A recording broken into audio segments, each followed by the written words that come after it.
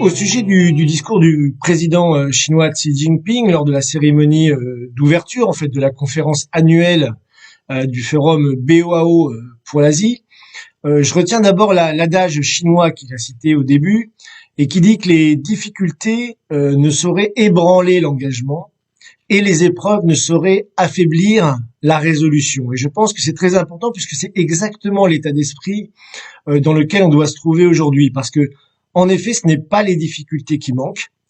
Aujourd'hui, on a la crise Covid qui n'en finit pas et à laquelle s'ajoutent de nouveaux défis sécuritaires et alimentaires. Si on prend par exemple le dernier rapport de l'ONU, on estime aujourd'hui à plus de 1,7 milliard d'individus sur cette planète qui sont exposés à un danger de famine immédiat.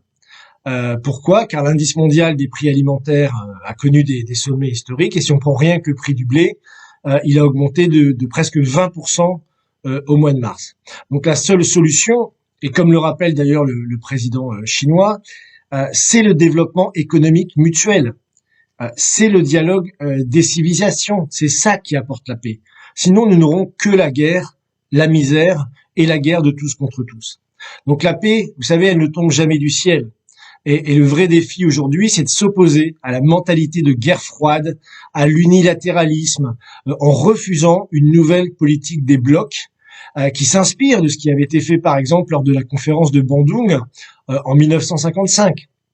Et d'ailleurs, comme l'a proposé notre institut, l'Institut Schiller, le 9 avril, lors d'une conférence internationale, pour proposer de convoquer d'urgence une conférence internationale pour une nouvelle architecture de sécurité et de développement pour toutes les nations du monde. Donc c'est dans ce cadre que s'inscrit le discours de Xi Jinping et que s'inscrivent d'ailleurs les différentes initiatives qui ont été lancées par la Chine, en particulier la plus connue, l'initiative Une ceinture, une route depuis 2013, et plus récemment l'initiative pour le développement mondial, qui, je le rappelle, à ce jour, initiative qui a regroupé plus de 140 pays dans le monde. C'est ce qui montre l'intérêt pour cette approche économique de développement mutuel. Donc évidemment que la priorité doit être donnée au développement, comme c'est dit dans son discours, et j'insisterai sur un point, surtout sur l'industrialisation, parce que partout où on a vu des pays s'industrialiser, on a vu la paix prospérer. Et le cas le plus marquant, évidemment, c'est ce qu'on a pu voir dans le cadre de la coopération sino-africaine, la coopération lors des sommets du FOCAC.